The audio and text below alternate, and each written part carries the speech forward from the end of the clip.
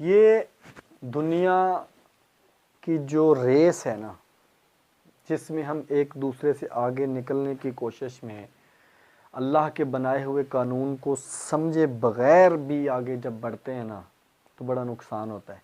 अल्लाह का बनाया हुआ एक कानून है और उसकी तशरीह बहुत ही आसान अल्फाज में हमारे इस्लाम ने बता दी है कि इस दुनिया में रहते हुए अगर किसी से मुकाबला करना है और अगर अपना कंपैरिजन करना है तो दुनिया के मामले में हमेशा अपने से नीचे वाले की तरफ देखना चाहिए।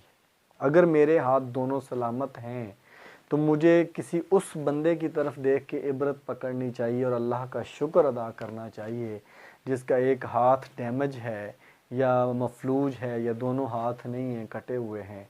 और दीन के मामले में हमें हमेशा अपने से एक दर्जा ऊपर वाले जो लोग होते हैं उनकी तरफ देख के रश्क करना चाहिए और सोचना चाहिए कि वो नमाज़ों का पाबंद है, वो ज़कात हमेशा टाइम पर और पूरी देता है, वो बुज़ुर्गों की इज़्ज़त करता है, वो छोटों से शफ़क़त करता है, वो ज़ुबान का मीठा है। तो वो दीन के जो मामलात हैं उनमें हमसे आगे है, तो मैंने उसका मुकाबला करना है, उससे आगे निकलना है। जो दीन के काम हैं उससे आगे निकलने की कोशिश करनी चाहिए।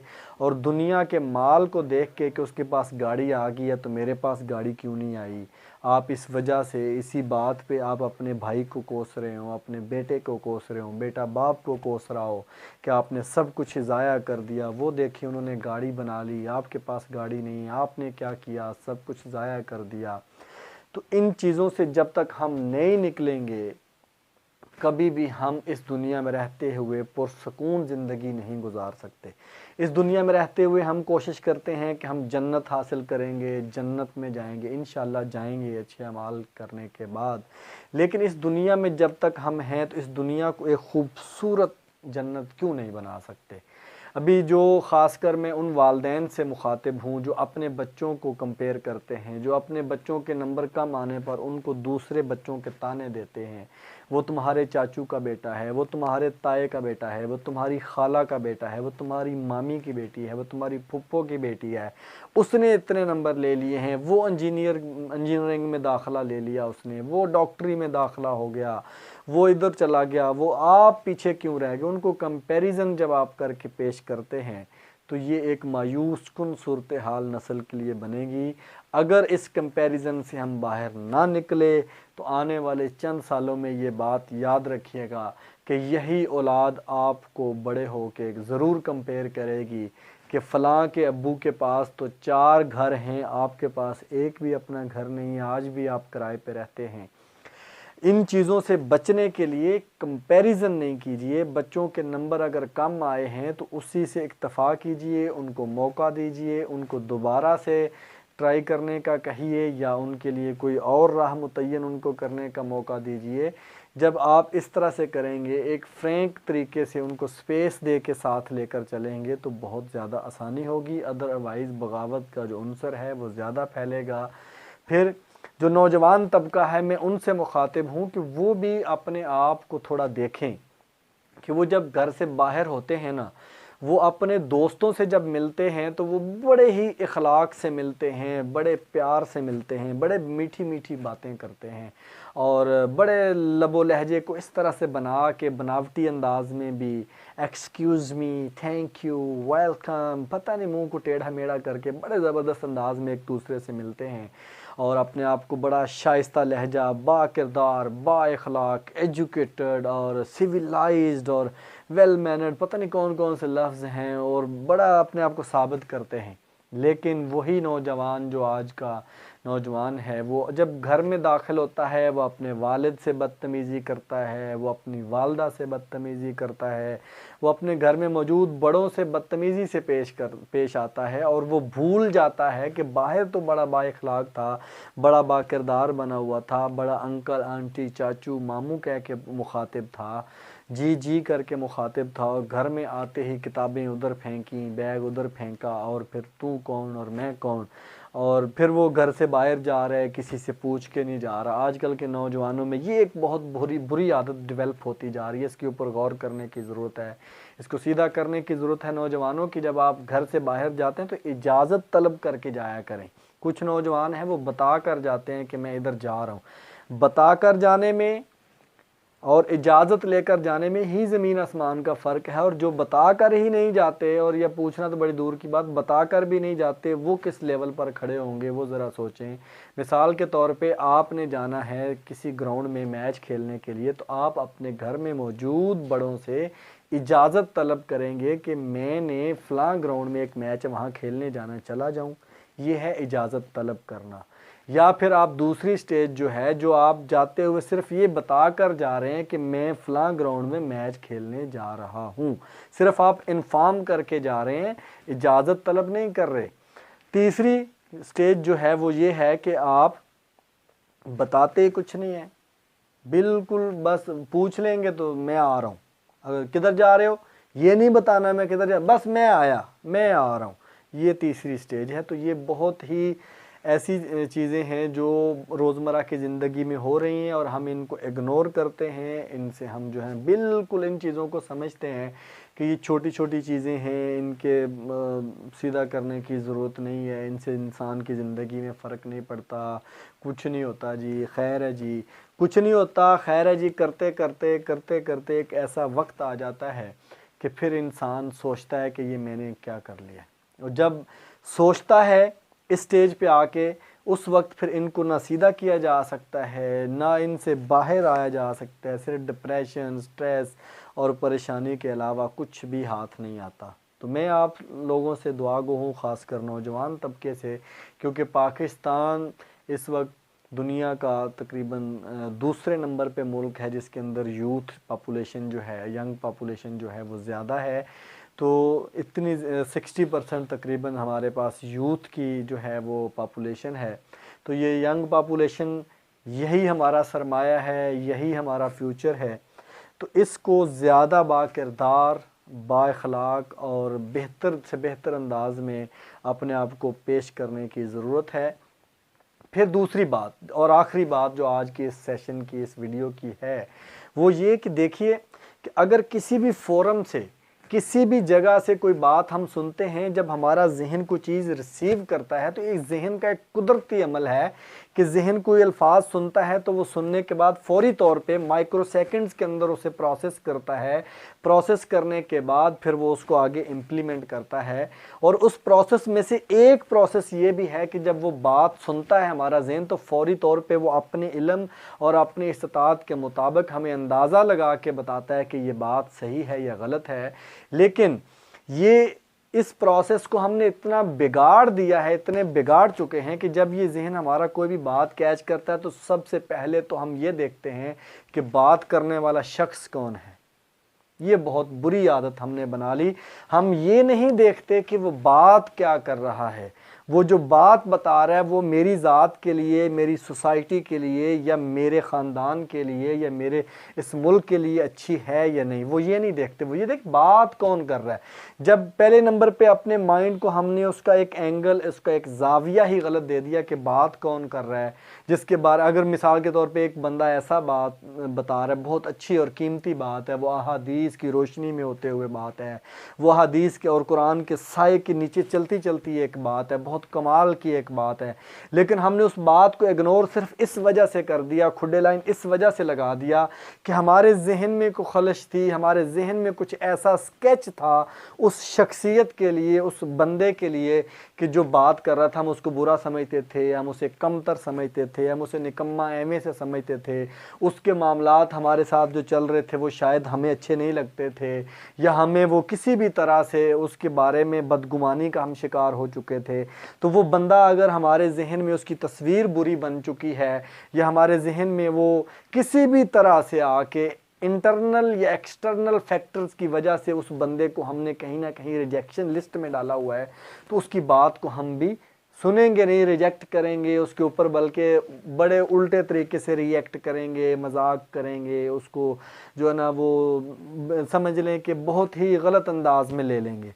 तो ये असल वो जो प्रोसेस जहन का जो अल्लाह ताला ने दिया हुआ है हमें, कि जब हमारा जहन कोई बात सुनता है तो वो उसके बेशुमार प्रोसेसिंग करता है, और जो जो चीज़ें वो इम्प्लीमेंट करने वाली होती हैं, जो सेव करने वाली होती हैं, जो एक्शंस लेने वाली होती हैं। मिसाल के तौर पे अभी एक बंदे ने बताया कि इस तरह हाथों में हाथ नहीं डालने चाहिए, इसी तरह बताया।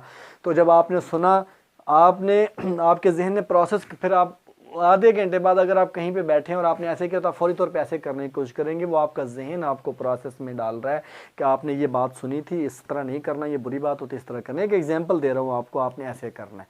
तो लेकिन अगर आपने जब वो बात सुनी, उस बंदे ने कहा कि ऐसे उंगलियों में नहीं उंगलियां डालनी, ऐसे नहीं करना हाथ, तो आपने बात तो सुन ली, लेकिन वो प्रोसेस जो आपने ख़त्म कर दिया, उसका बेड़ा गर्क कर चुके हैं। आपने देखा ना, ये जो बात कर रहा है इसको क्या पता है, इसको एवं अपने को बनाई ने को गल, ये तो है ही एवं दा, ये तो चवल बंदा है, ये तो बंदा ही सही नहीं, इसकी बात सुनना। तो वो फिर आपका जो प्रोसेसिंग का एक अल्लाह ताला ने जो एक फैक्टर, जो एक चीज़ आपके अंदर फिट की है, एक बेहतरीन जो एक CPU है, सेंट्रल प्रोसेसिंग यूनिट कह लें, जो एक है पूरा प्रोसेसर जो एक अल्लाह ने दिया है, वो उसको आपने डिस्टर्ब कर दिया, तबाह कर दिया एक छोटी सी चीज़ की वजह से। जब एक आप छोटी छोटी चीज़ों को इस तरह से इग्नोर करके आगे चलेंगे तो अल्लाह का जो बनाया हुआ तरीका है उसके मुताबिक से गैर फितरी तरीके से ज़िंदगी गुजारेंगे, रेस में फिर लग जाएंगे, दुनिया में रहते हुए दुनिया के अंदर खो जाएंगे, तो फिर जो है कुछ भी नहीं बचेगा, कुछ भी नहीं बचेगा। ये दुनिया का माल दुनिया में रह जाना है, और जब आगे जाएंगे कब्र का एक इम्तहान वहाँ से होते हुए हम अल्लाह के यहाँ पेश होंगे, तो वहाँ पर बहुत शर्मिंदगी होगी, बहुत मसाइल होंगे। तो असल ज़िंदगी वो है। तो असल कामयाब जो इंसान इस दुनिया में, जितने भी इंसान गुज़रे हैं, उनकी अगर चीज़ें देखें तो ये मेरी बात नहीं है, ये स्टेफन कवी जो राइटर हैं, जो उन्होंने 7 habits of most effective people जो बुक लिखी है, उसमें भी उन्होंने ये चीज़ लिखी है कि 7 आदतें, वो उन लोगों की जो इफ़ेक्टिव पीपल हैं दुनिया की, उनकी 7 आदतें, बहुत बड़ी तादाद में किताब पब्लिश हुई, सेल हुई, एक वायरल बुक है, एक समझे हिट किस्म की बुक है, सुपर हिट बुक है। तो वो मुख्तलिफ़ ज़ुबानों में तर्जुमे भी, उसमें भी ये बात लिखी है कि जो कामयाब लोग होते हैं उनके अंदर एक खूबी ये भी होती है कि वो अपना काम शुरू करने से पहले अपने अख्ताम की तरफ भी नज़र रखते हैं। ठीक है। और ये बात हमारे इकबाल रहमतुल्लाह अलैह, जो उन्होंने भी ये शेर में कही थी कि खिरदमंदों से क्या पूछूं कि मेरी इब्तदा क्या है। खिरदमंद अक्लमंद को कहते हैं कि खिरदमंदों से क्या पूछूं कि मेरी इब्तदा क्या है, कि मैं इस फ़िक्र में रहता हूँ मेरी इंतहा क्या है। खुद ही को कर बुलंद इतना कि हर तकदीर से पहले खुदा बंदे से खुद पूछे बता तेरी रज़ा क्या है। तो खुदा बंदे से खुद पूछे कि बता बंदा तेरी रज़ा क्या है, मैं तुझे वो अता कर दूं। तो वो लेवल पे जाने से, जो जाने का जो तरीका है वो उस पहले शेर में है कि खिरदमंदों से, अक्लमंदों से, दुनियादार बंदों से, या अपने अंदाज़े से, मफरूज़े से, अपने तरीके से नहीं हम अंदाज़ा लगा सकते कि हमें कहाँ से शुरू करना है, कैसे ख़त्म करना है। नहीं, जो एक कुदरत का बनाया हुआ कानून है, असूल है, उसके मुताबिक ही हमने आगे चलना है। और जब उसके मुताबिक आगे चलेंगे, अपनी आखिरत को सामने रखते हुए काम करेंगे, तो फिर फ़िक्र आखिरत को जब सामने रखते हुए काम करेंगे, तो फिर हमारी वो बुलंदी जो खुदी की होगी, वो हमारा जो लेवल होगा खुदी का, वो आहिस्ता आहिस्ता बुलंद होगा। फिर हमें परेशानी नहीं होगी कि मेरे पास पैसे कम हैं, मैं गरीब हूँ, मेरी शक्ल जो है वो इतनी अट्रैक्टिव नहीं है, मेरे पास लिबास जो है वो इतना महंगा नहीं है, मेरे जूते इतने अच्छे नहीं हैं, मैं इतनी अच्छी गुफ्तगू नहीं कर सकता, मैं लोगों को फेस नहीं कर सकता। ये जितनी महरूमियाँ हैं, जितनी कमियां हमने अपने अंदर पाल रखी हैं, छुपा रखी हैं, इनकी फ़िक्र से, इन चीज़ों से इंसान फिर जो है वो आगे निकल जाता है। और ये चीज़ें करने का ना तो कोई पैसा लगता है, ना कोई हमें इसके लिए जो है वो किसी फैक्ट्री में जाके अपने जो अज़ा हैं, जो हमारी मशीनरी है, उसकी खरादी करवानी पड़ती, ना डेंटिंग पेंटिंग नहीं करवानी पड़ती। ये एक जहन साजी है, एक जहन बनाना पड़ता है। जब जहन बना लिया तो फिर हम आगे बढ़ जाएंगे। खौफ जो है उसको पीछे छोड़ना पड़ेगा। अगर मैं और आप नहर के इस किनारे पर खड़े हैं, नहर पानी की भरी हुई है और बड़े ज़ोर से पानी जो है वो बह रहा है, उसमें हमने नहर को अबूर करना है, तो खौफ है हमारे पास कि इसमें मैं गिर जाऊंगा, फिसल जाऊंगा। उस खौफ को इसी किनारे पे हम छोड़ेंगे, जंप करके अगले किनारे पे जा सकते हैं। खौफ को इसी किनारे पे छोड़ेंगे तो आगे जब जंप करेंगे तो कामयाबी मिलेगी। अगर खौफ को साथ रखेंगे, खौफ को सामने रखेंगे, खौफ को हावी करेंगे, तो फिर हम जंप करने के बाद भी नीचे गिरेंगे, पानी में गिरेंगे, चोट लगेगी, परेशानियां बढ़ेंगी।